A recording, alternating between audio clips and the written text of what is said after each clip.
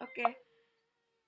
Nah, jadi logikanya gimana? Kalau misalkan domain domain saya tidak terhingga gitu ya, tentu saya nggak akan bisa ada apa lagi?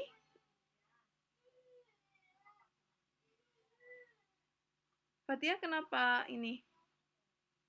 Raise hand?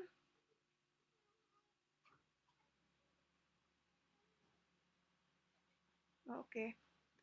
Nah, kalau domain saya tak terhingga tentu nggak bisa ya mengambil satu-satu kemudian menunjukkan bahwa dia berwarna merah gitu.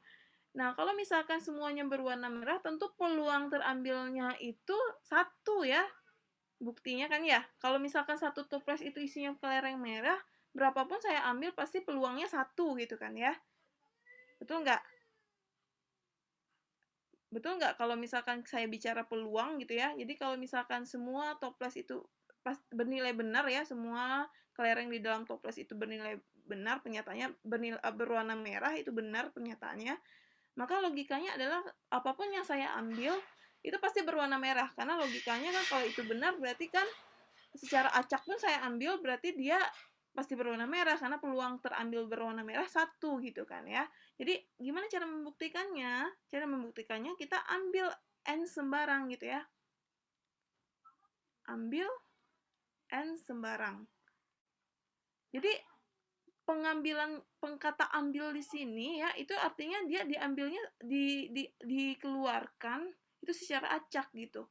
Jadi ambil tanpa harus memperhatikan kondisi, posisi apapun gitu ya. Jadi ambil n sembarang. Jadi yang terambil itu kita harus tunjukkan gitu. Ambil n sembarang, kemudian kita tunjukkan bahwa n memenuhi p gitu.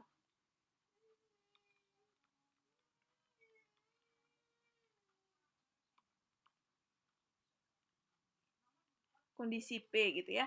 Artinya apa tadi yang saya bilang gitu ya. Jadi kalau misalkan ya sama kayak kalau 10 oke saya ambil satu saya tunjukkan dia merah kemudian ambil lagi tunjukkan warna merah tapi kan kalau jangankan tak hingga ya kalau misalkan 1000 saja kelereng di dalam toples itu kan kalau ditunjuk keluarkan satu-satu kan capek juga tangan kitanya kan jadi kita memanfaatkan logika kalau misalkan pernyataan itu benar maka kita membuktikannya apapun yang terambil peluangnya pasti satu gitu ya misalkan untuk berwarna merah gitu ya apapun yang saya ambil secara acak pasti warnanya merah nggak ada peluang yang lainnya nol gitu karena pernyataannya benar gitu nah di situ ambil n sembarang gitu ya jadi aksi yang kita lakukan adalah mengambil satu satu sampel di dalam domain pembicaraan kita itu sembarang gitu ya kemudian kita tunjukkan bahwa kondisi P itu berlaku untuk satu sampel itu nah kalau itu berlaku untuk satu sampel yang diambil acak dengan peluang terambilnya satu ya nah artinya apa dia berlaku untuk semuanya gitu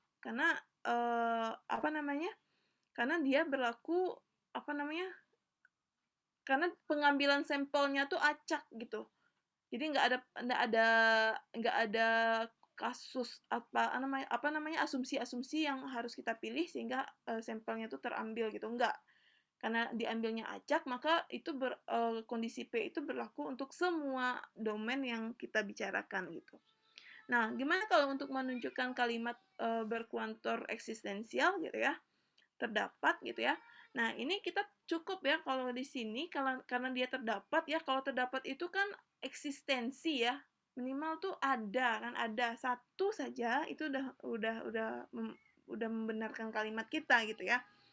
Contoh tadi ya eh, misalkan ada satu kelereng putih yang berada di dalam toples itu gitu kan. Gimana cara kita menunjukkan bahwa pernyataan kita itu benar? Anggaplah dari 10 kelereng ya, satu berwarna putih. Tentu saya nggak bisa ngambil acak sembarang ya, karena peluangnya tentu 1/10 gitu ya. Lebih kecil kan ya dibandingkan kelereng yang lain berwarna merah misalkan. Jadi kan kelereng yang lain tuh tentu peluang yang terambilnya 9/10 lebih besar dibandingkan kelereng berwarna putih 1/10. Tentu saya nggak bisa mengambil aksi yang sama dengan kuantor universal gitu ya. Jadi gimana cara logikanya? Logikanya tentu kita memilih gitu ya. Di sini berarti pilih n n tertentu gitu ya. Kemudian kita tunjukkan eh kemudian tunjukkan N memenuhi P. Jadi sama ya, memenuhi P gitu. Jadi karena dia terdapat, kita memilih gitu. Kayak misalkan tadi ya, terdapat satu kelereng putih di dalam toples itu gitu ya. Nah, tentu kan misalnya kita lihat gitu ya, kita lihat posisinya di mana kelereng putih itu tertimpa, di bawah, di dasar, atau di sebelah kiri, sebelah kanan.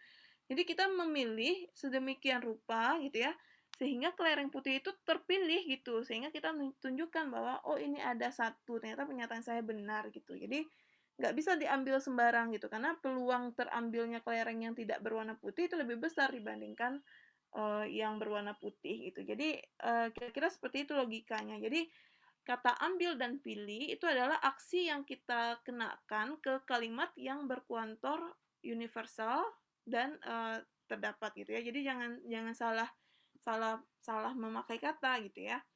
Jadi kalau misalkan dia kuantornya eksistensial, saya bilang ambil n tertentu enggak gitu. Jadi kalau mengambil tentu itu acak ya, kata kerja yang acak, mengambil. Kalau pilih itu kata kerja yang ada asumsi-asumsinya gitu ya, ada hal yang harus diperhatikan, ada hal yang harus dipastikan gitu ya, sehingga kita bisa memilih sesuatu yang kita inginkan gitu. Gitu. Jadi beda ya maknanya, walaupun sama-sama sama-sama apa ya, kalimat aktif ya, tapi beda maknanya gitu. Nah, kita lihat contoh ya. Kita lihat contoh yang lebih spesifik gitu ya. Kalimatnya misalkan saya punya di sini ya.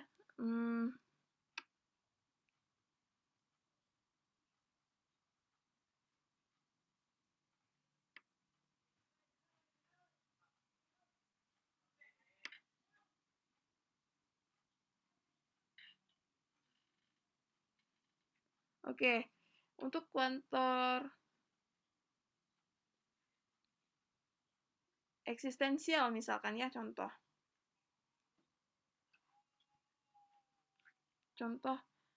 kuantor eksistensial misalkan terdapat n bilangan asli sehingga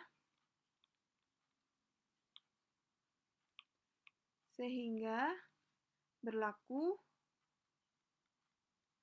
n kuadrat kecil sama dengan n. Nah, buktikan pernyataan ini benar gitu. Gimana buktinya?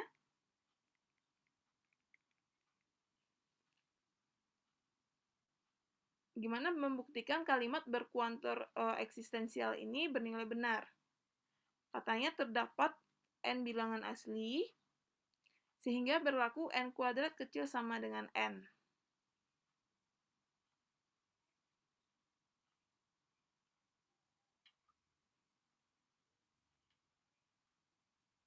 Gimana cara membuktikannya?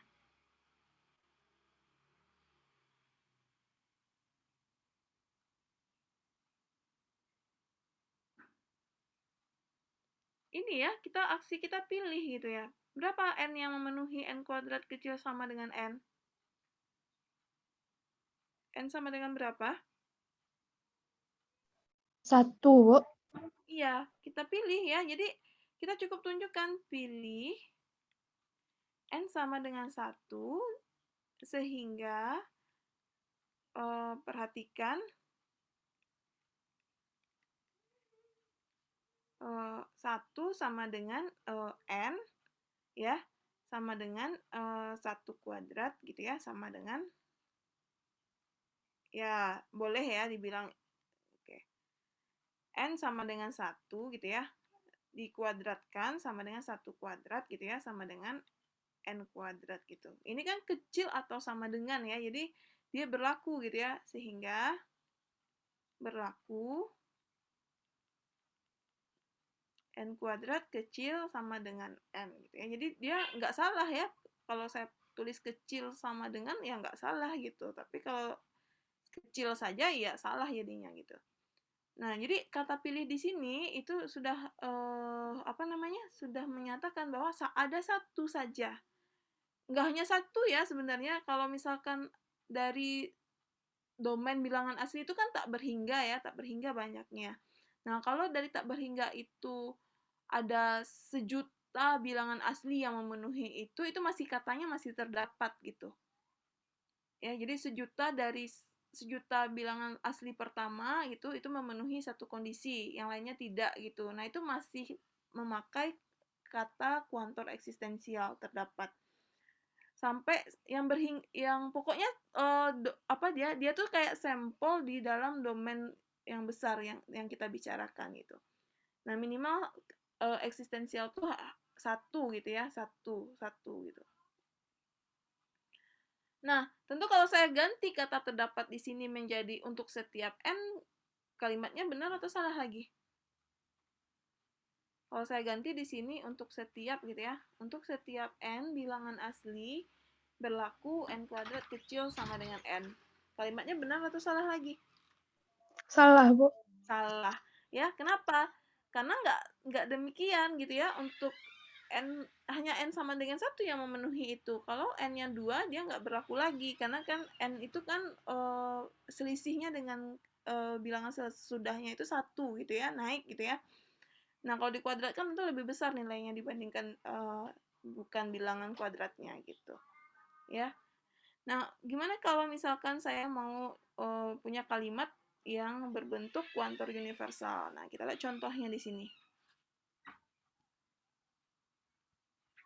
Yang kedua. Nah, contohnya misalkan ya, saya punya di sini setiap bilangan kuadrat mempunyai sisa 0 atau 1 ketika dibagi dengan 4. Ya, jadi dia klaimnya setiap loh gitu ya. Setiap bilangan kuadrat mempunyai sisa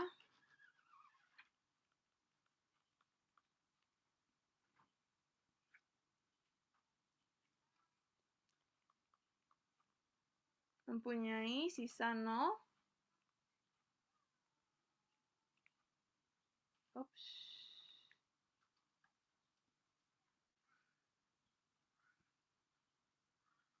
Ketekan dia. Setiap bilangan kuadrat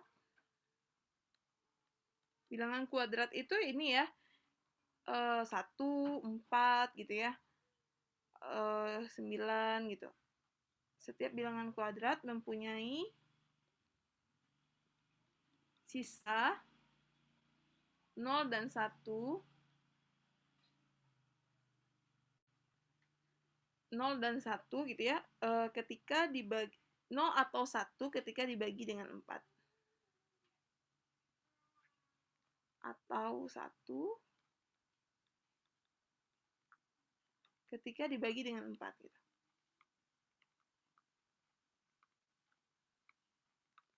Nah, ini pernyataannya kalau kita lihat benar ya.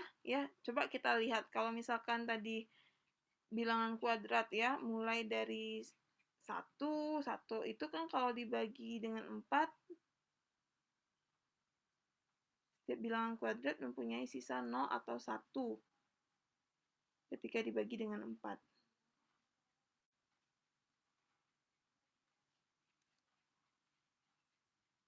1 dibagi 4 berapa?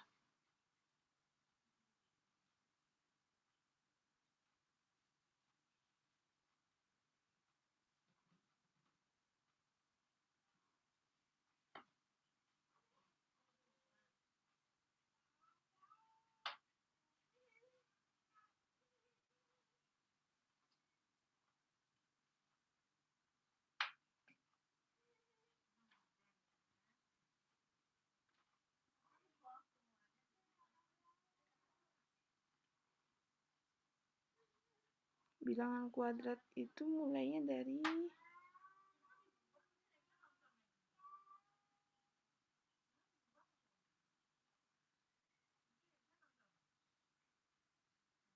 dari 1 ya.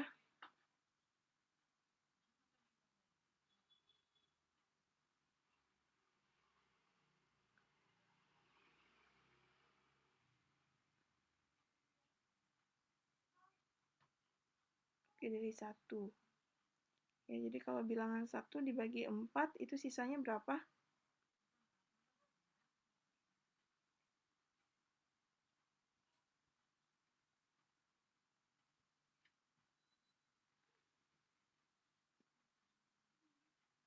1 itu bilangan ganjil ya, 1 itu bilangan ganjil. Kalau bilangan genap, bilangan kuadrat tuh ya, coba saya list dulu ya, setiap bilangan kuadrat. Berarti kalau saya buat himpunan, kan isinya 1, 4, 3 kuadrat 9, 4 kuadrat 16 gitu ya, 5 kuadrat 25, dan seterusnya.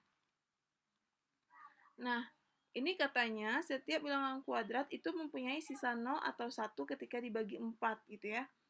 Nah, 1 kalau dibagi 4 sisanya berapa? Kalau 4 dibagi 4 sisanya 0 ya. Kalau 9 dibagi 4 sisanya 1. Kan ya, 2 kali 4 8. Nah, sisa 1 gitu. Kalau 4 16 sisanya 0 ya dibagi 4. 25 dibagi 4 8 kali 4 adalah 24. Sisanya 1 gitu ya kalau kita lihat. Jadi kalau 1 dibagi 4 gimana? Sisanya berapa? 1, Bu. 1. Kenapa? 4. Kenapa?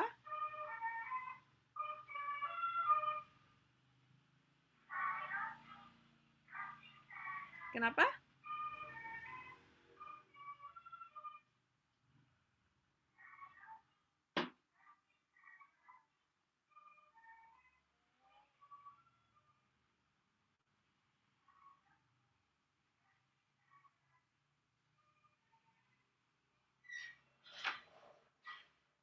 Ya, 1 itu sisanya 1 ya, karena 1 dibagi 4 ya 1 gitu. Karena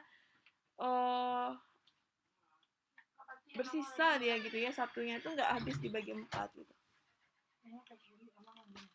Tunggu sebentar. Nah, terus gimana buktinya gitu ya? Jadi tentu kita nggak akan mencoba satu-satu. Astaga, nak. Nih, listrik, nak. Kita kan nggak bisa ya mencoba satu-satu menunjukkan bahwa semua bilangan kuadrat itu mempunyai sisa 0 atau 1 ketika dibagi 4. Ada berapa banyak ya? Karena kita bicaranya di sini kuantornya universal gitu. Sedangkan domain kita gitu ya, atau semesta kita itu tak berhingga banyaknya gitu. Nah, gimana cara membuktikannya gitu? Ya. Buktinya tadi ya, karena kita bicaranya kuantor universal, maka untuk menunjukkan bahwa kalimat ini benar, tentu kita ambil sembarang secara acak gitu ya. Jadi ambil misalkan di sini, oke, saya pakainya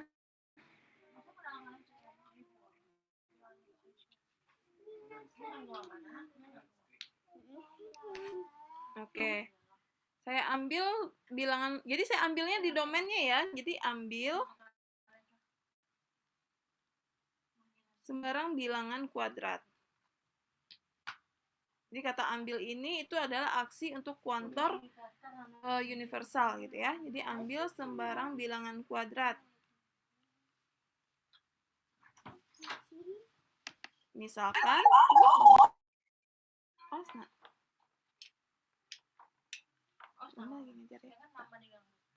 misalkan ya karena dia bilangan kuadrat ya. Tunggu dulu nak. N kuadrat gitu ya. N kuadrat ya, N-nya bilangan asli ya, karena kan bentuknya memang seperti itu ya. 1 kuadrat, 2 kuadrat, 3 kuadrat, 4 kuadrat, 5 kuadrat, dan seterusnya. Mama lagi nulis dulu. Jadi ambil sembarang bilangan kuadrat, misalkan N kuadrat gitu. Nah, sekarang kita tunjukkan bahwa bilangan kuadrat ini kalau dibagi 4 itu sisanya 0 atau 1. Jadi kalau untuk menunjukkan bahwa pernyataan ini benar, tentu dengan pengambilan sampel yang kita ambil itu kita harus tunjukkan gitu. Jadi kan ini kan acak ya. Jadi N-nya bisa berapapun, bisa 1, bisa 2, 3, 4, 5. Pokoknya dia bentuk umumnya adalah N kuadrat. Nah, kita harus tunjukkan dia secara umum, bukan mencoba satu-satu. 1 dicoba, 2, 4 dicoba, 9 dicoba, nggak seperti itu. Karena kalau dicoba satu-satu ada ya tuh ya tak hingga banyaknya percobaan kita. Fatih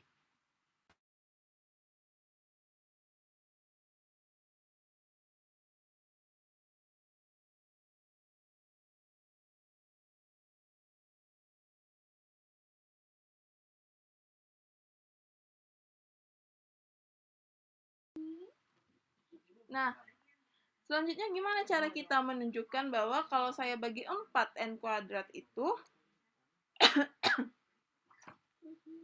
sisanya 0 atau 1?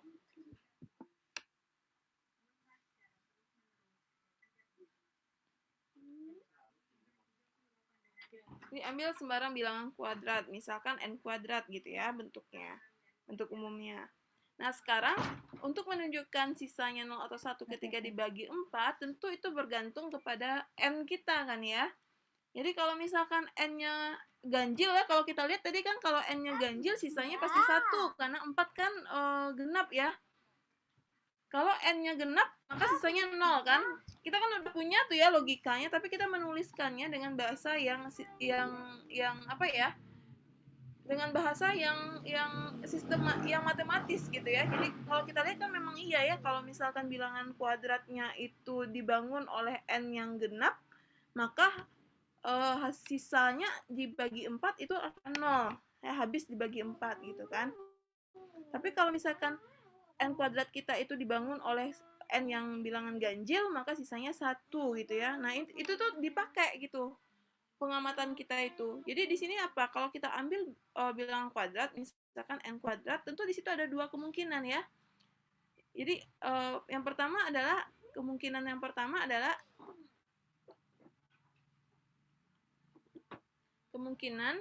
yang pertama n-nya genap gitu ya. N-nya genap. Kasus yang kedua, kalau yang terambil itu n-nya ganjil gitu. Jadi kita pandang kedua kasus ini gitu. Kenapa? Karena dia punya sifat yang kalau genap dia sisanya 0 gitu. Kalau ganjil n-nya maka sisanya 1. Nah, itu harus ditunjukkan gitu ya. Nah, jadi kemungkinan ini harus dipandang keduanya. Kalau n-nya genap gimana gitu ya. Jadi kasus 1 kalau n-nya genap ya. Kasus 1 jika n genap itu. Nah, gimana cara menunjukkan bahwa kalau n-nya genap, bilangan kuadrat itu kalau dibagi 4 itu sisanya 0. N-nya tentu nggak bilangan ya di sini ya, tapi n-nya itu mewakili semua bilangan asli yang genap gitu. 2, 4 gitu ya. Gimana caranya selanjutnya? Untuk menunjukkan kalau n-nya genap, itu habis dibagi 4. Atau sisanya 0.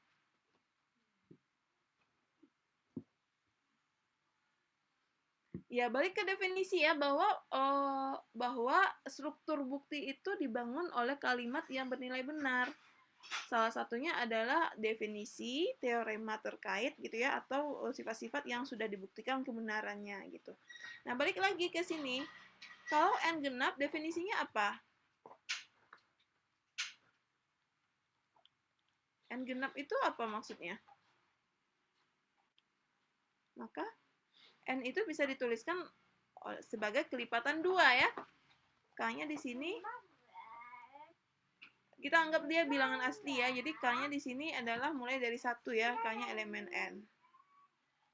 Ya, jadi kita manfaatkan informasi itu. Jadi kalau dia genap, maka si n itu bisa ditulis sebagai kelipatan 2 gitu. Nah, karena n genap, maka n itu bisa ditulis sebagai n sama dengan 2K, K-nya elemen n. Nah, sekarang perhatikan. Kan yang kita akan tunjukkan bukan si n-nya ya, tapi n kuadratnya yang habis dibagi 4. Jadi perhatikan bahwa kalau saya kuadratkan n-nya, saya punya bentuknya menjadi 4K kuadrat gitu ya.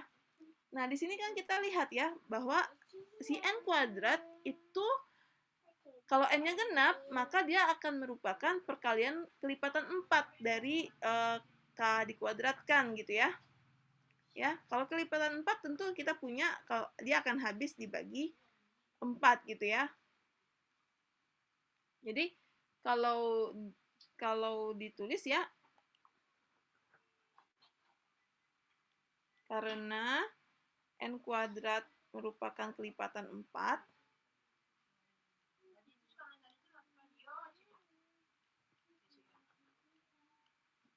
maka kita bisa katakan di situ maka n kuadrat dibagi 4 sisanya 0 gitu ya.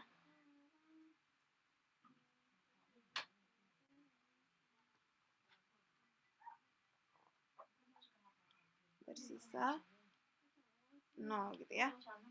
Gitu. Nah, sekarang kalau kasus yang terambil itu n-nya ganjil gitu ya. Jadi dipandang semua kasus jadinya gitu. Karena kan kita lihat tadi ya domain pembicaraan kita di sini bilangan genap, bilangan ganjil gitu. Jadi kita membuktikan itu secara umum, bukan satu-satu, bukan bilangannya yang kita uji, tapi secara umum bilangan itu terdiri dari bilangan genap, bilangan ganjil gitu ya. Nah, kalau n-nya ganjil gimana?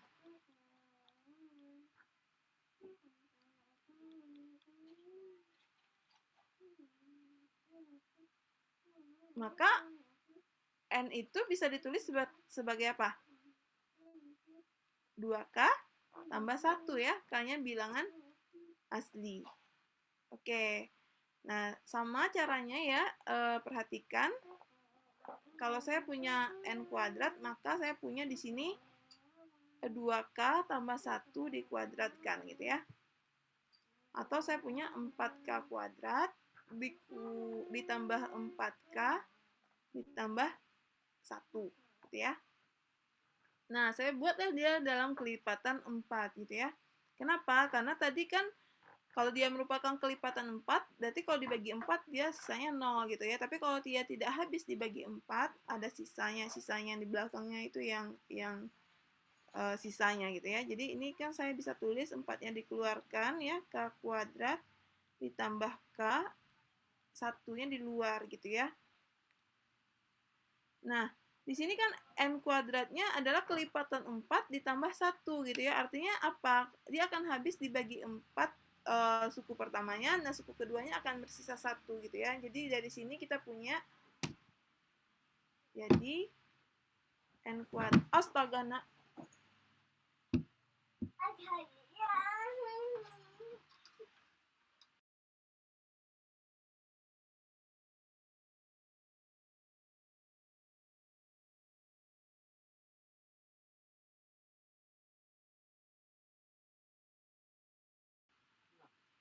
Jadi di sini karena n kuadratnya itu tidak habis dibagi 4 gitu ya.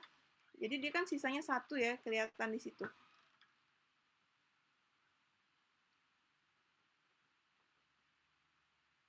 Jadi dalam hal ini n kuadratnya mempunyai sisa 1 ketika dibagi 4 gitu.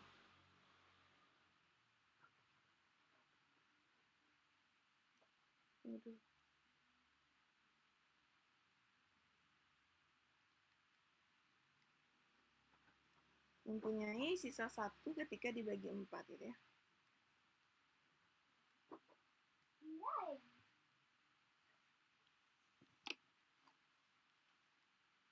Oke.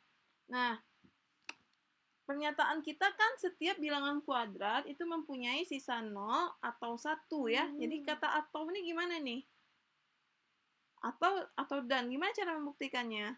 Dia dan atau gitu.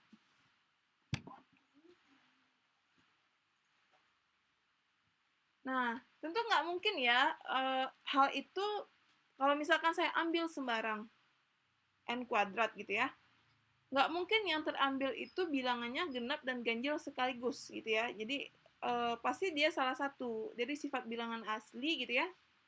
Jadi bilangan asli itu genap atau ganjil, bukan genap dan ganjil sekaligus gitu ya. Jadi kalau misalkan saya terambil satu bilangan kuadrat, tentu dia memenuhi genap atau ganjil gitu. Makanya solusinya di sini juga 0 atau 1 gitu. Jadi kalau dia genap yang terambil, maka sisanya 0 gitu. Jadi kalau misalkan n-nya ganjil, maka sisanya 1 gitu.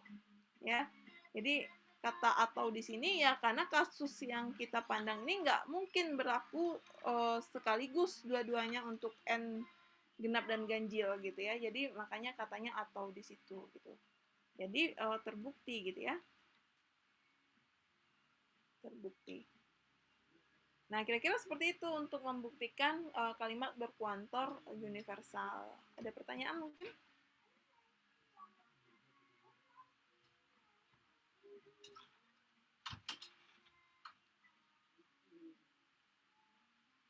Silakan kalau ada pertanyaan.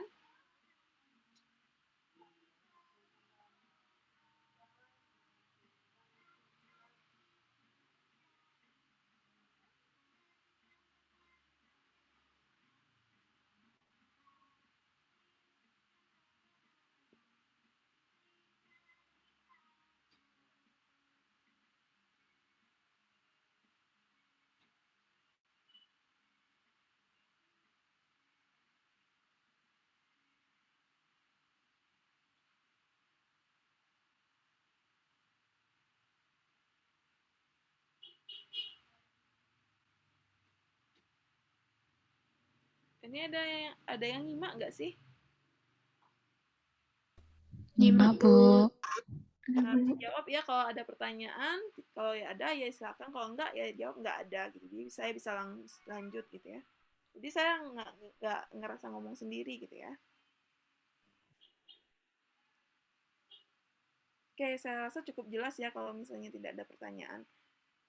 Saya mau masuk ya ke hari ini mau masuk ke bab pertama tentang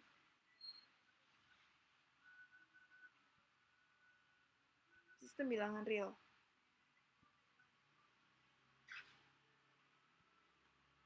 Saya mau share screen lagi.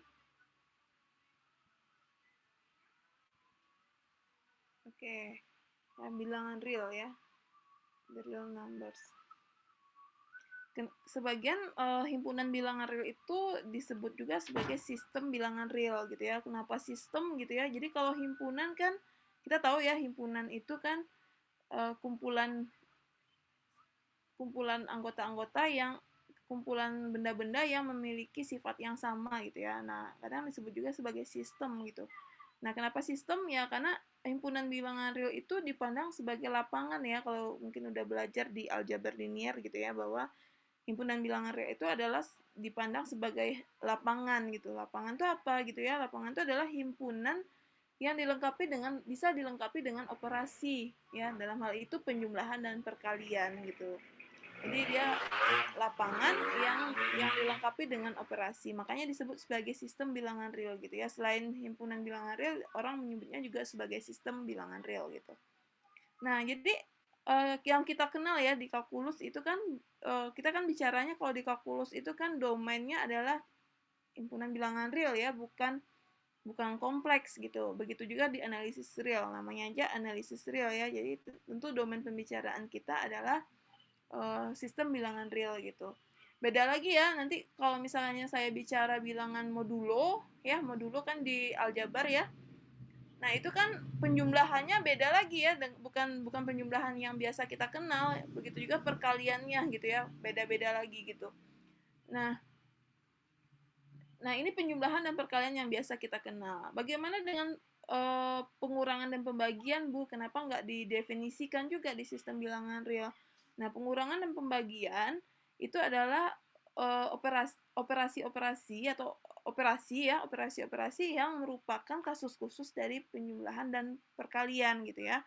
Dimana pengurangan itu adalah penjumlahan dengan negatif, bilangan negatif gitu ya. Sedangkan pembagian itu adalah kasus khusus dari perkalian, di mana pembagian itu bisa diperoleh dengan mengalihkan dengan dalam bentuk pecahan gitu ya. Jadi kenapa dia hanya biasanya kan ya memang didefinisikan memang penjumlahan dan perkalian ya. Kalau kita lihat di lapangan itu definisi lapangan bahwa bilangan real itu adalah sebuah lapangan, operasinya itu adalah penjumlahan dan perkalian saja gitu. Nah, kalau dia sistem ya, ada operasi penjumlahan dan perkalian di dalamnya, tentu dia punya sifat-sifat gitu ya, himpunan bilangan real ini gitu ya.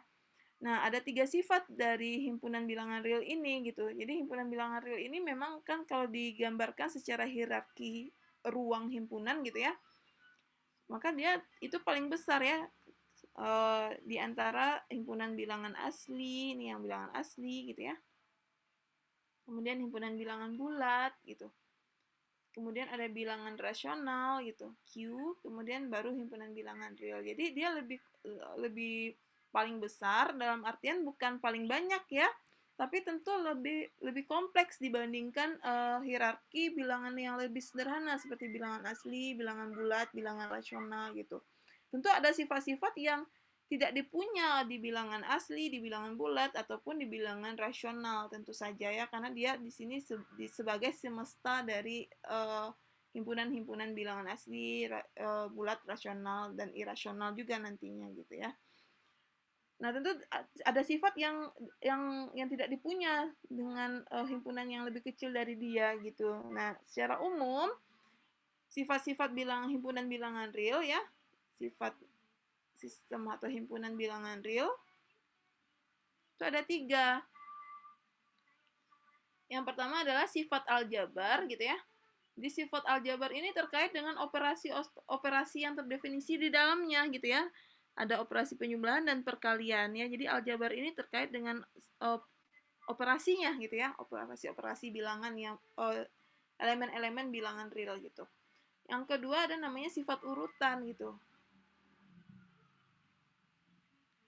Nah, sifat aljabar ini juga berlaku ya di bilangan asli, bilangan bulat, bilangan rasional, bilangan irasional. Ini masih dipunya dari semua hierarki ruang ini. Bilangan asli, bilangan bulat, bilangan rasional, bilangan irasional itu masih memenuhi sifat aljabar. Karena kalau misalkan saya jumlahkan 2 buah bilangan asli masih punya nilai ya. Saya kalikan 2 buah bilangan asli atau bilangan bulat atau bilangan pecahan gitu ya, itu masih punya nilai. Jadi dia masih dipenuhi oleh ruang-ruang yang lebih kecil dari himpunan bilangan real. Nah, kemudian ada namanya sifat urutan. Sifat urutan ini kapan kita bisa mengatakan dia urutan ya kalau kita bisa membandingkan ya. Jadi urutan ini nanti terkait dengan bentuk perbandingan tanda kecil sama, besar sama gitu ya. Jadi kita membandingkan antara elemen-elemen di himpunan bilangan real. Ya, kita tahu ya bahwa himpunan bilangan real itu bisa dinyatakan sebagai garis bilangan ya. Garis bilangan. Jadi garis bilangan itu kan terurut ya dari negatif, positif, 0, positif gitu ya. Ini min 1, ini min 2, min 3, ini 1, ini 2 gitu ya. Jadi karena dia adalah garis bilangan gitu ya, jadi yang berada di sebelah kanan 0 itu positif, sedangkan yang sebelah kiri 0 itu negatif. Jadi semakin ke kanan dia itu semakin nilainya semakin besar dan semakin ke kiri dia semakin kecil. Sehingga sifat urutan itu bisa dinyatakan dalam sistem himpunan bilangan real gitu ya. Beda lagi kalau kita bicaranya di bidang. Kalau kita bicara di bidang tentu tidak ada sistem urutan di situ gitu ya. Coba kalau misalkan saya bicara di bidang. Jadi kalau kita bicara bidang ya, X, Y. Nah, kita nggak bisa mengatakan bahwa titik yang di atas ini lebih kecil atau lebih besar dibandingkan titik yang berada di bawah sini. Nggak bisa kita katakan. Kenapa? Ya nggak ada sifat urutan di bidang gitu. Yang kita bicara tuh ya di garis yang ada urutan ya, yang sistem bilangan real. Jadi sifat urutan itu ada di himpunan bilangan real. Di kompleks itu kan bisa direpresentasikan sebagai bidang ya. Di kompleks tidak ada sifat urutan ya. Jadi itu nanti ini di luar pembicaraan kita ya. Jadi sifat urutan. Nah, bagaimana dengan ruang-ruang yang lebih kecil, bilangan asli, bilangan bulat, bilangan rasional? Kira-kira masih ada nggak sifat urutan? Masih berlaku nggak sifat urutan ini?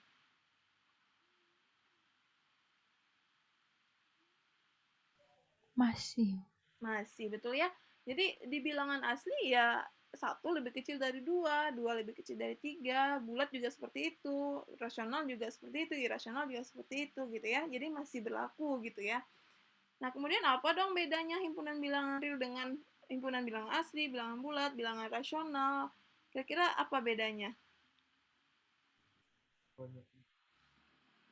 Dia punya 3 sifat, berarti sifat yang ketiga ini bedanya kan ya. Kira-kira kalau dilihat secara gamblang saja apa yang membedakan himpunan bilangan real dengan semua himpunan bilangan asli, bulat, rasional, irasional itu? Ada yang bisa jawab mungkin? Apa yang membedakannya? Bisa nggak bilangan asli itu dinyatakan dalam bentuk garis bilangan ini? Bilangan asli bisa nggak dinyatakan dalam bentuk garis bilangan? Atau Bisa. bilangan bulat, bilangan rasional? Bisa? Bisa. Yakin bisa. Coba, kalau saya menggambarkan bilangan asli, ini 1 ya. Kemudian 2, Bisa. 3, bentuk garis nggak dia? Enggak, Bu. Enggak kan? Ini dia bilangan asli nggak bisa kita nyatakan dalam garis bilangan, dia hanya berupa titik-titik gitu. Nah, begitu juga bilangan bulat titiknya lebih banyak ya, ada yang ke kirinya juga gitu ya, ke kirinya dari bilangan asli. Bilangan rasional gimana? Bisa berbentuk kurva. Bilangan rasional juga masih titik-titik ya, tapi setidaknya lebih rapat dibandingkan bilangan asli. Jadi bilangan rasional itu kan bentuknya P per Q ya, P per Q. Jadi antara 1 dan 2 itu ada bilangan rasional, tapi lebih rapat, tapi dia berbentuk titik-titik, bukan berbentuk garis gitu. Ya masih rapat gitu. Nah, bilangan irasional gimana? Bilangan irasional masih berupa titik-titik dia. Jadi yang kosong-kosong ini itu tuh bilangan irasional. Nah, semua gabungan itulah kenapa jadinya garis ya, karena bilangan irasional itu mengisi kekosongan yang dibuat antara dua buah bilangan rasional gitu. Jadi yang kosong tadi diisi sehingga dia merapat semuanya jadi berbentuk garis. Garis itu kan himpunan titik-titik yang penuh ya, yang penuh. Nah, itulah himpunan bilangan real. Jadi yang membedakan dengan himpunan bilangan-bilangan sebelumnya itu sifat bilangan real itu adalah sifat kelengkapan gitu. Jadi dia itu bisa dinyatakan sebagai garis gitu, garis bilangan gitu. Kalau yang lain enggak, yang lain itu hanya titik-titik saja walaupun berbentuk rapat ya. Tapi kalau di zoom itu masih ada jarak antara dua buah titik. Tapi kalau bilangan real di zoom dia akan berbentuk garis juga saking rapatnya ya, saking rapatnya sehingga dia tuh kayak kalau apakah ada ya di dunia nyata ini bentuk himpunan bilangan itu abstrak memang ya, ya nggak ada gitu ya, semuanya kan diskrit ya, diskrit bisa dihitung gitu. Jadi konsepnya seperti itu gitu ya. Jadi apa yang membedakannya ya sifat ketiga ini, sifat kelengkapan. Jadi sifat kelengkapan ini hanya ada di himpunan bilangan real. Bilangan rasional, irasional, himpunan bilangan bulat, asli itu tuh nggak punya sifat kelengkapan ya. Jadi kenapa himpunan bilangan real bisa dinyatakan sebagai garis ya itu tadi karena himpunan bilangan real itu mempunyai sifat kelengkapan. Nah, nanti kita akan bahas ketiga sifat ini gitu ya dari himpunan bilangan real. Nah, itu yang akan kita bahas di bab pertama dari analisis real ini ya, analisis real 1. Kira-kira di situ kebayang nggak ya? Atau ada pertanyaan dulu sebelum saya lanjut ke sifat-sifat itu?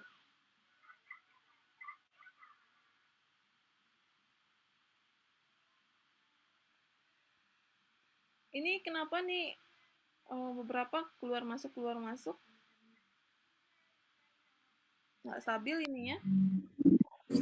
Bu, jaringannya kurang stabil, Bu. Oh, oke. Tapi masih bisa diikuti? Kalau Sylvia masih bisa, Bu.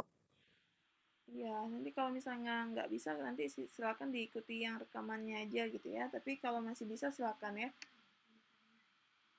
Oke, kalau kira-kira bisa bisa ini nggak dapat motivasinya kenapa sistem bilangan realnya menjadi penting gitu ya? Karena memang kita bicara analisis di himpunan bilangan real nantinya ya. Jadi semuanya pasti kita harus tahu dulu ini apa gitu ya, sifatnya apa. Jadi sebuah objek ya di matematika itu dikenali dengan sifat-sifatnya. Jadi definisinya itu dipahami dengan sifat-sifatnya gitu. Jadi itu harus paham dulu gitu ya, ini apa gitu. Nah, itu. Jadi bilangan real itu apa gitu ya.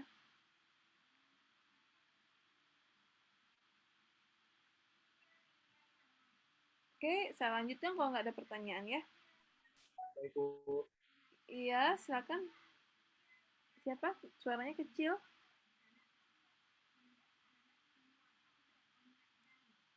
Halo, ada yang ngomong tadi barusan ya? Dilanjutkan aja, Bu. Oh, oke. Oh. Nah, ini sifat aljabar dan sifat urutan gitu ya. Mungkin mungkin sudah berkenalan juga ya. Mungkin secara tidak langsung mungkin sudah sering dipakai tapi nggak tahu ya bahwa itu sifat urutan atau sifat aljabar namanya. dari himpunan bilangan real. Ya, himpunan bilangan real simbolnya R seperti ini ya. R tebal seperti ini gitu.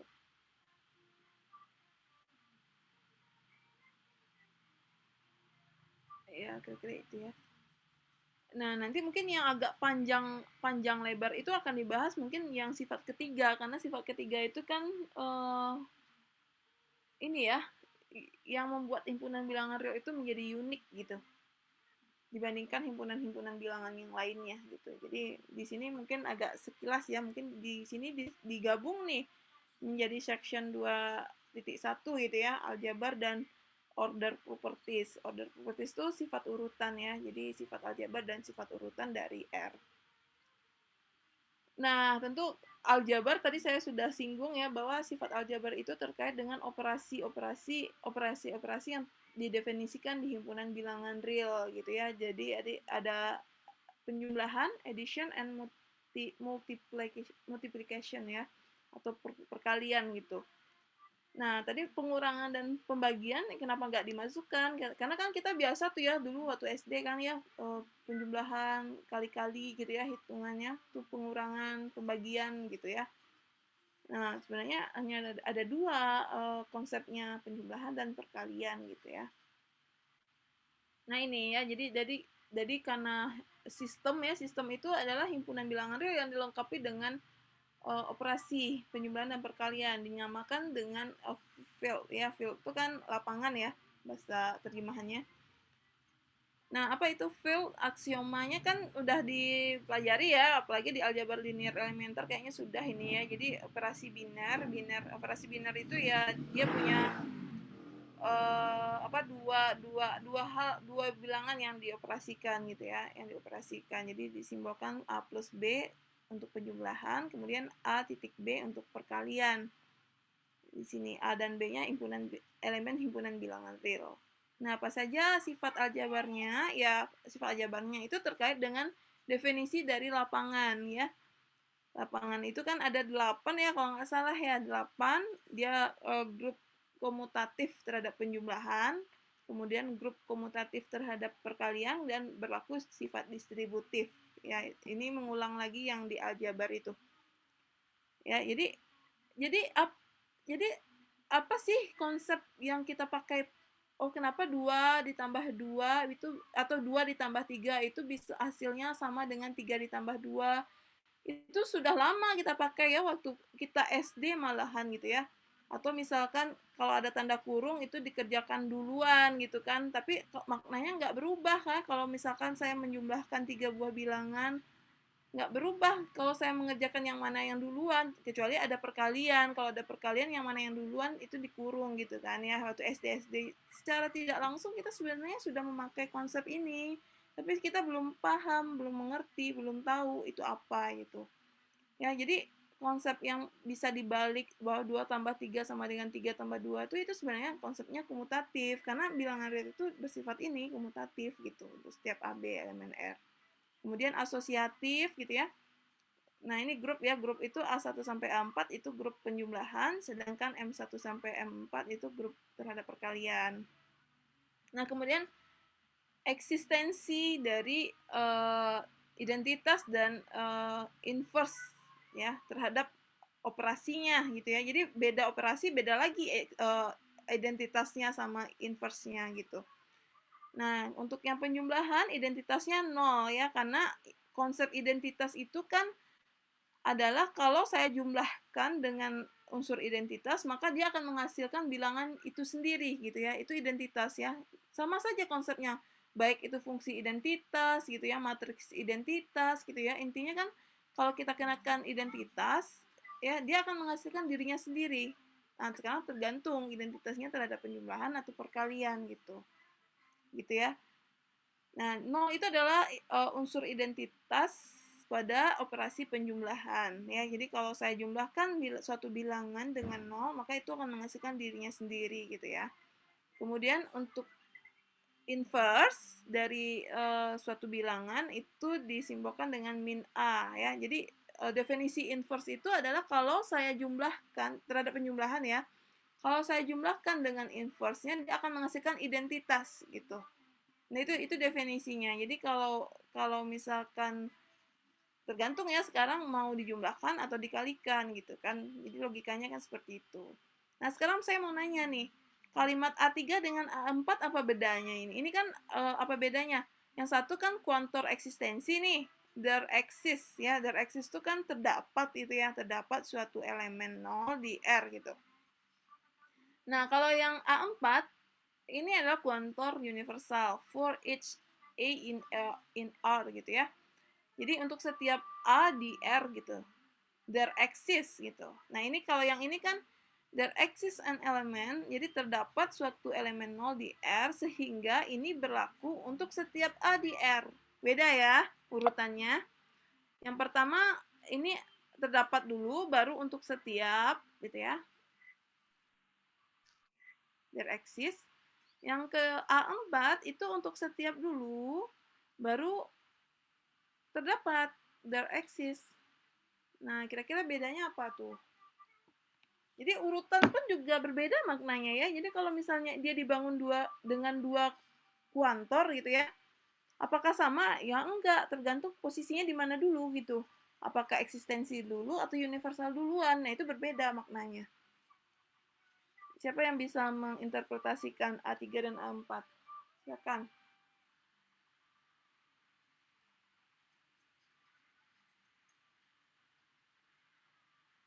Apa bedanya kira-kira? Ini pakai logika saja ya, kita nggak ini apa namanya dulu ya, itu kan masih kalimat ya, kalimat itu kan memang logika itu, kita berkalimat dengan memang sebenarnya kita sudah sedang berlogika, jadi nggak ada rumus lagi gitu ya.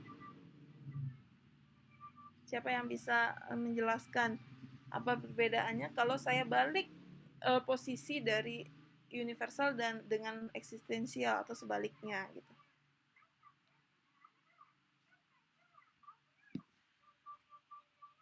Apa bedanya?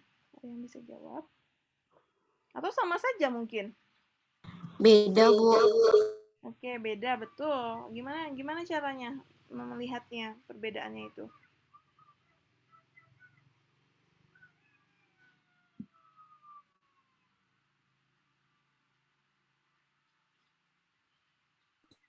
Kalau yang A3 itu apa namanya? Identitas gitu, Bu. Ini bukan terkait identitas dan inverse-nya ya, tapi terkait dengan pemaknaannya. Mungkin A3 dan A4 memang berbeda ya. Yang satu tentang identitas, yang satu tentang inverse. Iya, Tapi Bu. bukan itu. Pemaknaan penggunaan kuantornya. Bagaimana, Bu? Penggunaan kuantornya. Jadi bukan ke isi dari kalimat itu, tapi beda antara penggunaan kuantornya. Yang pertama kan eksistensial dulu ya, baru universal. Iya. Nah, yang keempat itu universal dulu, baru eksistensial. Gimana kita memandangnya itu gimana itu? Coba lihat ini. Nol itu identitas untuk apa? Untuk penjumlahan terhadap unsur apa? Penjumlahan, Bu. Iya, terhadap penjumlahan, tapi terhadap bilangan real yang mana?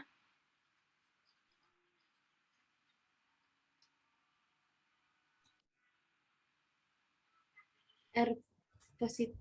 Bilangan real yang mana yang identitasnya 0? R positif, Bu. Kalau negatif gimana? Kalau A-nya negatif, boleh kan? Boleh kan ya? Kan misalkan negatif min 2 ditambah 0 kan min 2 sendiri gitu kan ya. Artinya apa? Jadi eksistensi di situ dia 0 itu berlaku untuk semua elemen bilangan real. Jadi saya bisa menemukan, jadi memilih 0 itu di awal itu tidak bergantung. Misalkan ya saya ambil bilangan gitu ya. Jadi identitasnya apa? Misalkan saya ambil bilangan, misalkan min 100, identitasnya apa? 0. Saya ambil bilangan, misalnya yang saya ambil itu misalkan 1.000.000. Identitasnya apa terhadap penjumlahan? 0 juga gitu ya. Jadi pemilihan 0 itu tidak bergantung kepada si A kita yang terambil gitu. Nah, kalau yang A4 apa?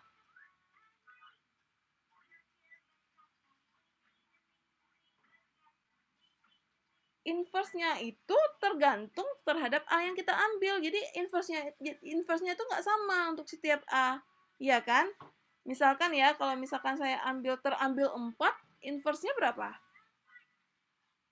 Min Terhadap 4. penjumlahan. Min 4 gitu. Jadi artinya apa? Saya mengambil A, nah inverse-nya itu bisa ditentukan setelah A terambil gitu. Jadi inverse-nya itu bisa dipilih setelah A terambil gitu. Kalau yang di atas kan enggak. Kita bisa memilih eh, apa namanya ini? Identitas untuk semua sembarang A apapun gitu. Jadi dia tidak berpengaruh terhadap pengambilan A. Jadi identitasnya itu seragam untuk semua A yang terambil di R gitu. Tapi kalau untuk yang keempat, inverse itu tuh tergantung kepada pemilihan inverse-nya tergantung kepada A yang terambil. Beda ya maknanya ya. Jadi saya nggak bisa menentukan inverse kalau A-nya belum terambil gitu untuk A4. Jadi caranya gimana? Ya saya ambil dulu A-nya, baru saya bisa menentukan inverse-nya gitu kan. Betul nggak? Jadi tentukan inverse dari 5, min 5. Nah sekarang tentukan inverse dari penjumlahan. Inverse dari mana gitu, A-nya kan nggak tahu gitu kan. Nah itu gitu ya. Nah, kalau 0 tadi beda. Kalau 0 tadi, berapapun A yang saya ambil, identitasnya tetap 0 gitu ya. Jadi, beda maknanya. Jadi, yang ini bisa ditentukan kalau sudah mengambil A gitu. Makanya di sini ambil dulu A, baru bisa kita pilih inverse-nya. Kalau yang ini, kita bisa memilih 0 untuk sembarang A saja gitu. Jadi nggak perlu ambil A dulu gitu. Jadi kita pilih dulu 0-nya untuk setiap A gitu. Jadi dia seragam gitu ya. Gitu. Ya, kebayang kan ya? Kebayang nggak? Bayang, Bu. Oke, nanti kalau misalnya belum kebayang nanti silakan diingat, direnung-renungi lagi gitu ya maknanya. Nah, begitu juga perkalian. Nah, kalau kalau kita tahu tadi ya konsep identitas bahwa kalau dikenakan operasi dengan identitasnya, dia akan menghasilkan dirinya sendiri gitu ya. Nah, kalau perkalian tentu satu identitasnya, karena semua bilangan yang dikalikan dengan satu akan menghasilkan dirinya sendiri gitu. Nah, inverse-nya gimana? Inverse-nya definisinya gitu ya. Jadi, inverse-nya itu kalau si bilangan itu dikenakan dengan operasi dengan inverse-nya, dia akan menghasilkan unsur identitas terhadap operasi itu. Nah, kalau identitasnya satu, maka bilangan yang terambil itu akan dikali inverse-nya. Inverse-nya berarti adalah kebalikan dari dirinya gitu kan ya. Seper A ya, dalam hal ini seper A gitu. Jadi kalau A inverse-nya seper A gitu. Kalau dalam terhadap perkalian gitu. Karena identitasnya satu gitu ya. Nah, yang beda itu satu distributif ya. Jadi A kali B tambah C itu sama dengan ini gitu. Nah, dulu kita dengan mudah ya menghitung bahwa kalau A dikali 1 sama dengan A. Gitu ya. Oh, itu pelajaran anak SD, Bu, gitu ya. Ya, karena kita ngitung-ngitung aja gitu ya. Tapi kalau di sini buktikan A kali 1 sama dengan A gitu. Ya, jadi A kali 1 sama dengan A. Nah, lo gimana yang buktinya? Iya, Bu, A kali 1 sama dengan A. Jadi semua bilangan bukan yang ini ya, mungkin contohnya yang bukan yang ini. Ini kan identitas ya. Ini ada definisinya nih. Jadi A kali 1 sama dengan A. Ini definisi namanya ya. Hal yang sudah pasti benar di sini. Karena dia aksioma. Sudah dibuktikan juga ya. Nah, mungkin sifat-sifat yang lain ya. Misalkan saya punya A dikali 0. A dikali 0 sama dengan 0. Nah, gimana cara membuktikannya? Nah, kan sudah jelas, Bu. Semua bilangan yang dikali 0 sama dengan 0. Ya, itu karena kita sudah memakai duluan, dan kita nggak tahu dapatnya dari mana gitu. Nah, itu yang akan contoh-contoh seperti itu yang akan dibuktikan dalam membahas sifat-sifat aljabar dari himpunan bilangan real gitu. Ya, jadi bukan kalau dulu A kali 0 sama dengan 0, ya itu kan kita ngitung dulu ya, mungkin perkalian-perkalian kita mengalihkan gitu. Tapi sebenarnya konsep-konsep dasarnya tuh di sini gitu. Jadi kenapa A kali 0 sama dengan 0 gitu ya. Nah, gimana cara membuktikannya? Ya kita menggunakan aksioma ini untuk sifat aljabar. Jadi sifat-sifat kita harus pembuktian kita itu ya harus disusun statementnya itu dari A1 sampai D ini. Yang mana yang bisa kita pakai gitu. Ya, karena ini statement-statement yang sudah didefinisikan di himpunan bilangan real itu gitu. Jadi yang di luar ini ya tidak tahu saya gitu ya. Nah, itu yang jadi sifat-sifat yang bisa kita pakai gitu.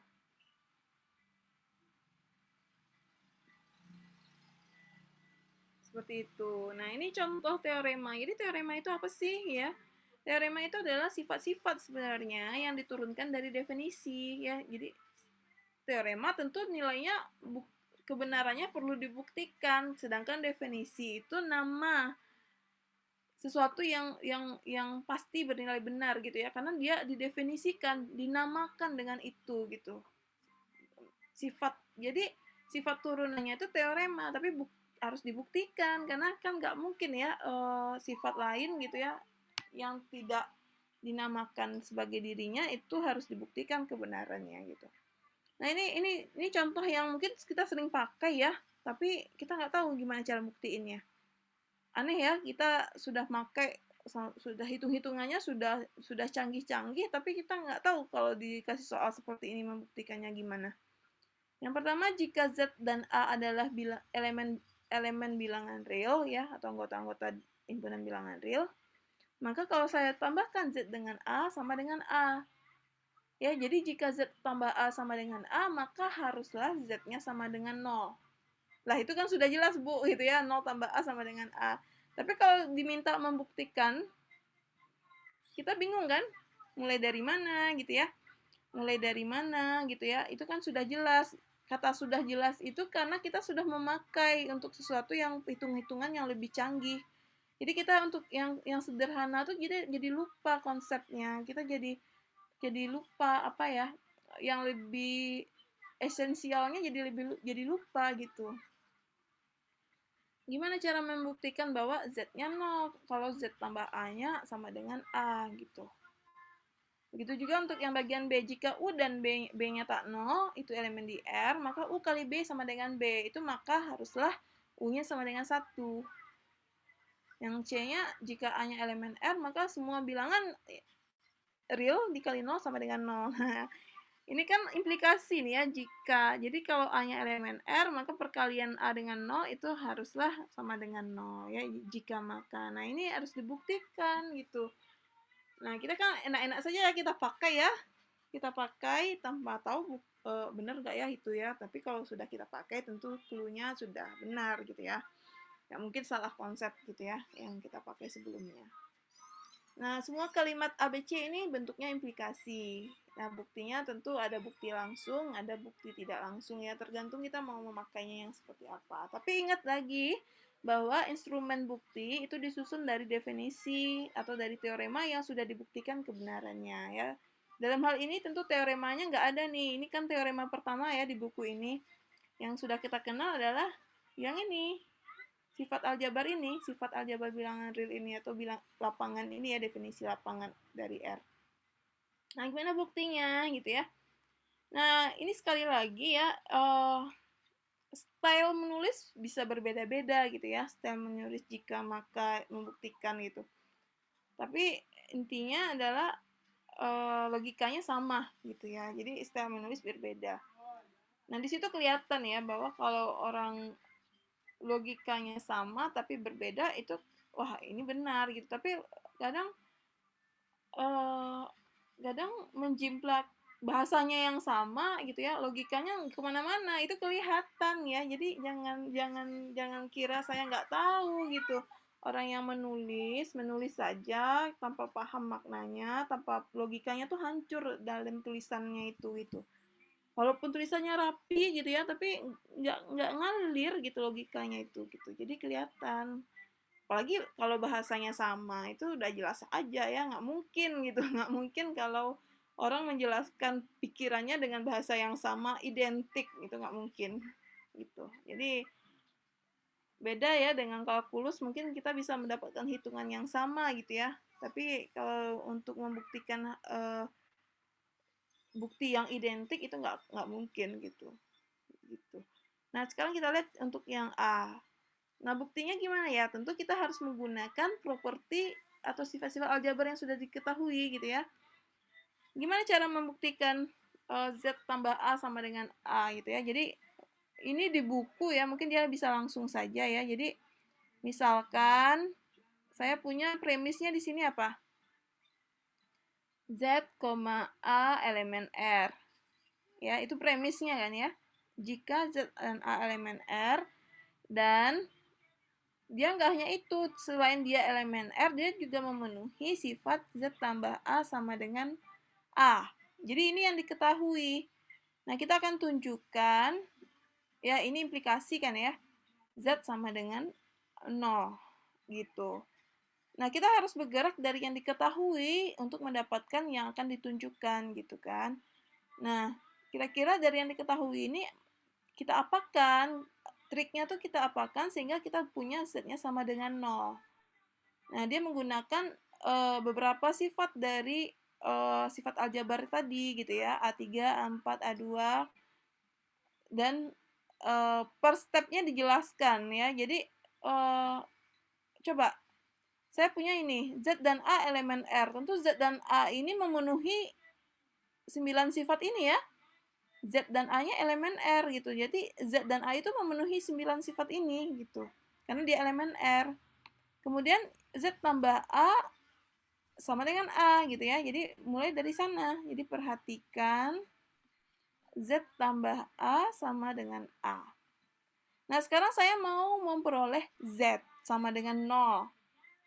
Nah, karena dia elemen R masing-masingnya, berarti dia mempunyai inverse terhadap A ya. Betul nggak? Iya. Iya, A itu bilangan real. Tentu A itu punya inverse ya terhadap penjumlahan ya. Maka saya jumlahkan dengan inverse-nya ya. Jadi boleh ya dibuat misalkan dari A4, dari A4 saya punya terdapat ya. Karena boleh dia ditulis ini karena A elemen R, maka dari A4 atau bisa langsung saja ya maka dari A4 terdapat min A elemen R gitu ya. Sehingga apa? A ditambah min A sama dengan 0 gitu. Nah, akibatnya ya di buku dia buat seperti ini ya karena mungkin untuk menyederhanakan. Tapi kan tadi kan ya saya bilang ya, logikanya sama tapi style bisa berbeda-beda gitu. Akibatnya apa? Akibatnya Z tambah A sama dengan A itu ditambah dengan inverse-nya. Ya, karena A itu punya inverse ya, jadi saya punya ini. Z ditambah A. Oke, dia di sini bergeraknya dari Z. Oke, boleh juga ya. Ya, dia bergerak dari Z boleh juga. Kalau ini boleh juga ya. Ini ditambah inverse-nya gitu ya. Oke, ditambah dengan inverse-nya. Min A. Kemudian ini kan sebenarnya ditambah 0 ya sebenarnya ya. Sama dengan A ditambah min A gitu. Oke. Nah, ini kan sama saja ya mengatakan yang ini dikurung ya. Nanti bisa dipakai yang mana ya? Pakai yang distributif juga boleh. Bukan, asosiatif ya. Jadi ini Z. Nah, ini kan ditambah. Nah, ini pakai sifat tadi. A ditambah min A sama dengan 0. Berarti ini 0 gitu ya. Sama dengan ini juga 0. Oke. Nah, sekarang gimana lanjutannya?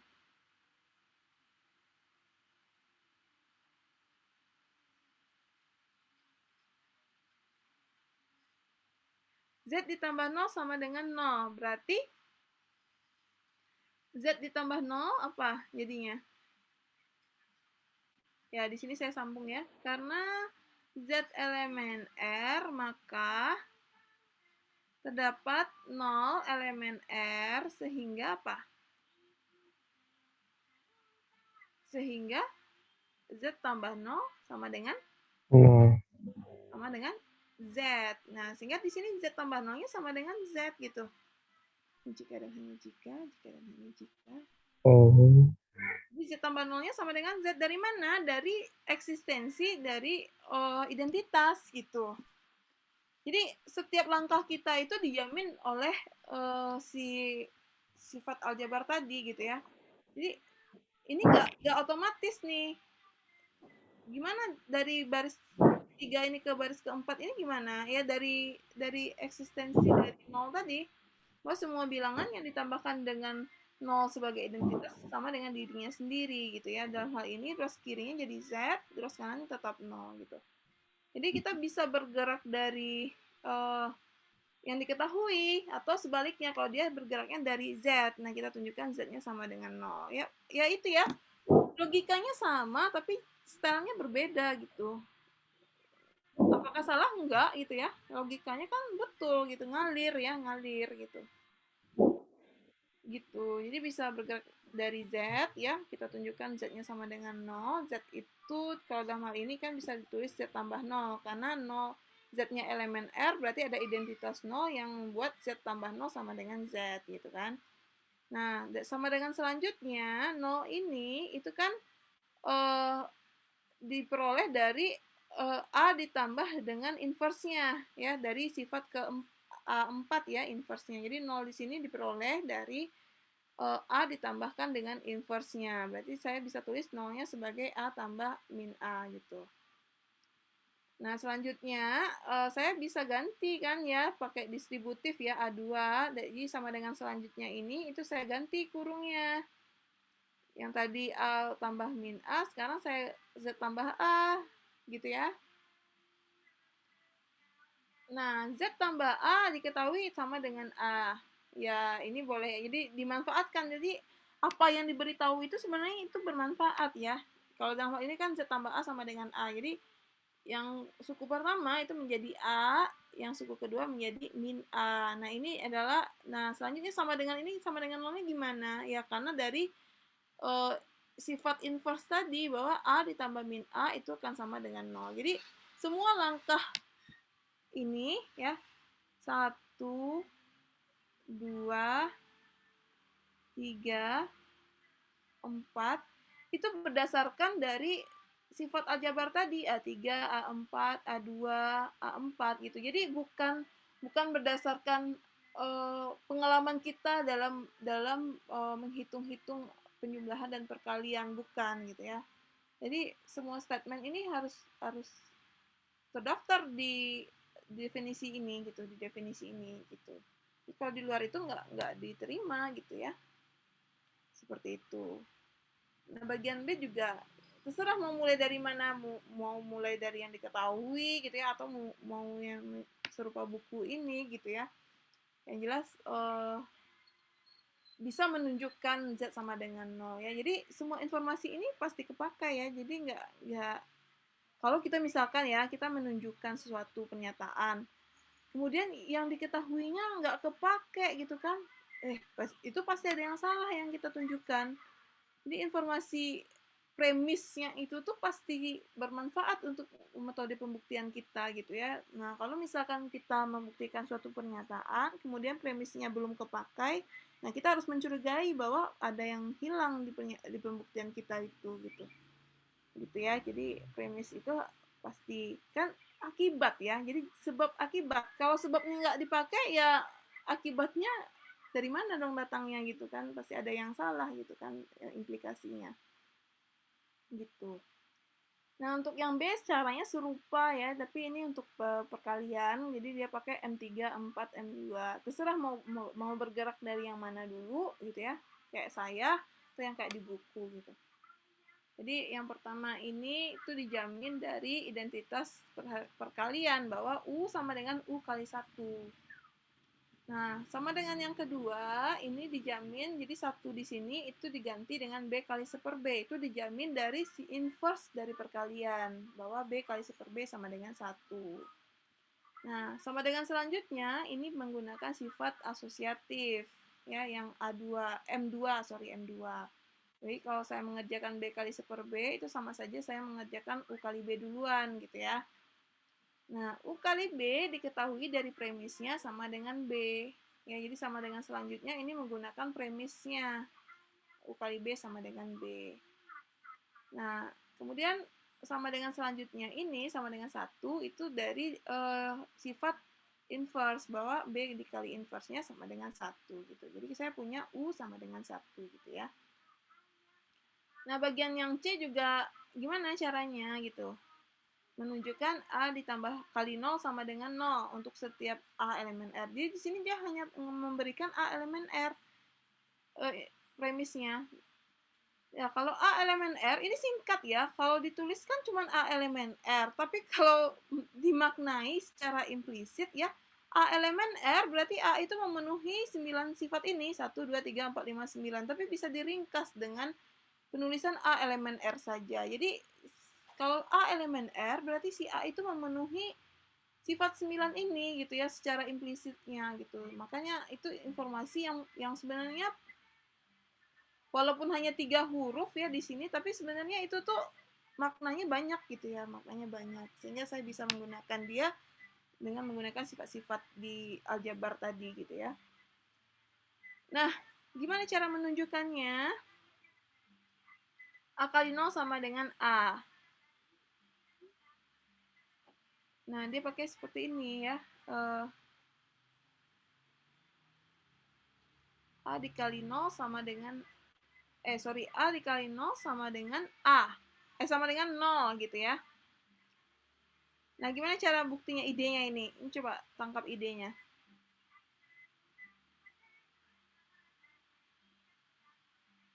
Kenapa dia membuktikannya A tambah A kali 0 sama dengan A? Gimana cara menunjukkan? Kita mau menunjukkan A kali 0 sama dengan 0, tapi kenapa dia membuktikannya A ditambah A kali 0 sama dengan A? Ada yang bisa jawab? Jadi bukti itu nggak tunggal ya, banyak caranya. Nah, salah satunya seperti ini gitu, tapi nggak harus seperti ini gitu. Ada yang bisa jawab? Kenapa dia menggunakan A tambah A kali 0 sama dengan A? Padahal kan kita mau buktiin A kali 0 sama dengan 0.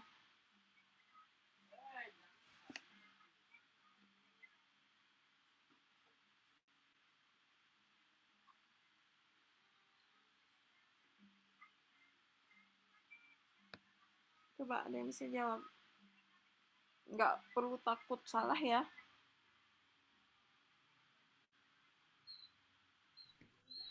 Untuk membuktikan bahwa jumlahnya bernilai sama itu. Ini kan identitas ya. Kan A ditambah sesuatu bilangan yang menghasilkan dirinya sendiri, artinya kan bilangan itu harusnya identitasnya kan? Betul nggak? Iya, Bu. Ini analisis ya. Jadi kita mau mencoba menggunakan pikiran kita dalam menganalisisnya gitu. Jadi A ditambah suatu bilangan, ini kan bilangan ya, yang akan kita buktikan sama dengan 0. A ditambah suatu bilangan itu akan menghasilkan dirinya sendiri, itu kalau A kali 0-nya sama dengan 0. Nah, itu yang akan kita buktikan gitu ya. Benar nggak? Sama saja kan, ekivalen menunjukkan A kali 0 sama dengan 0 dengan menunjukkan A ditambah A kali 0 sama dengan A. Berarti A kali 0-nya haruslah 0 di sini kan, identitasnya gitu kan. Karena saya dapatnya A gitu. Nah, kalau saya menunjukkan A kali A tambah A ditambah A kali 0-nya sama dengan A, berarti haruslah A kali 0-nya identitas. Identitas terhadap penjumlahan apa? 0 gitu. Nah, itu ekivalen menunjukkan ini gitu. Tapi apakah harus seperti ini? Ya enggak jawabannya gitu ya. Tadi enggak tunggal kan gitu. Nah, kalau tidak A hasilnya, berarti A kali 0-nya enggak 0 di sini gitu. Nah, kita harus tunjukkan sama dengan A. Gimana cara menunjukkannya? Jadi kita lihatlah A tambah A kali nolnya harus sama dengan A ya. Berarti kan di sini kita gunakan sama dengan yang pertama. Ini diperoleh dari unsur identitas terhadap perkalian. Jadi A di sini itu sama dengan A dikali 1. Karena A-nya elemen bilangan real, tentu A-nya memenuhi A kali 1 sama dengan A gitu ya. Nah, sifat yang keduanya, yang suku keduanya tetap. Kemudian kita sama dengan selanjutnya kita gunakan distributif.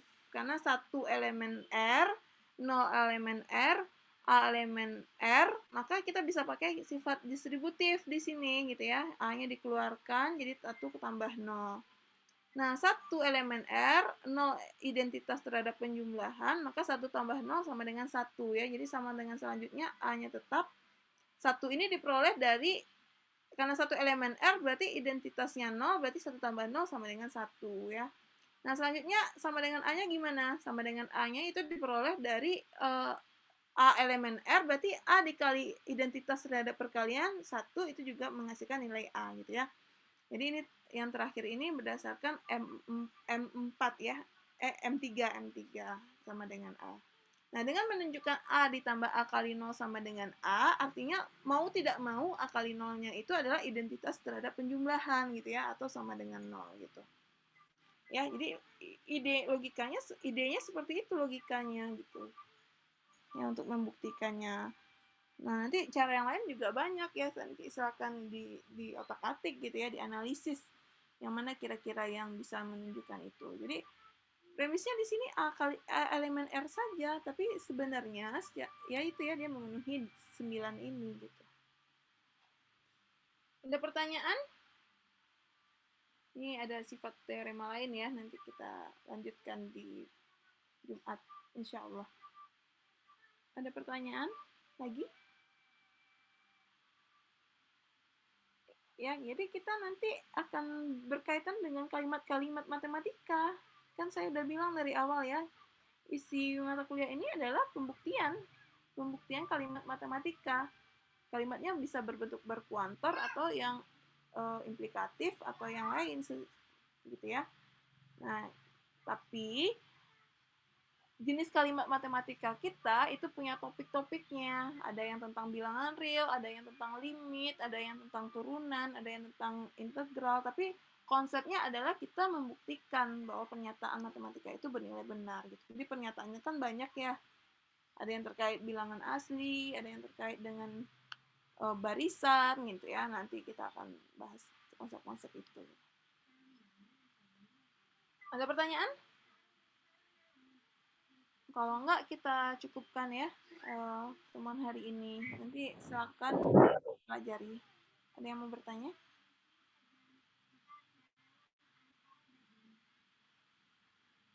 Kalau enggak kita cukupkan ya pertemuan hari ini. Kita lanjutkan hari Jumat pagi ya, pukul 7:30 ya, insya Allah.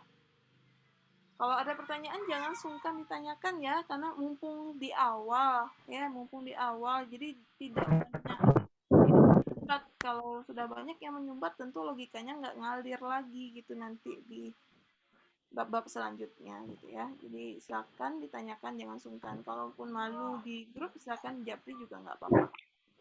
Oke ya, kalau enggak saya akhiri perkuliahan hari ini. Terima kasih sudah hadir ya. Ini mohon maaf kalau tidak maksimal juga ya, karena ya kalau sore banyak ini gangguan anak dan sebagainya. Oke, saya akhiri. Assalamualaikum warahmatullahi wabarakatuh. Waalaikumsalam warahmatullahi wabarakatuh. Makasih, Bu. Terima kasih, Bu.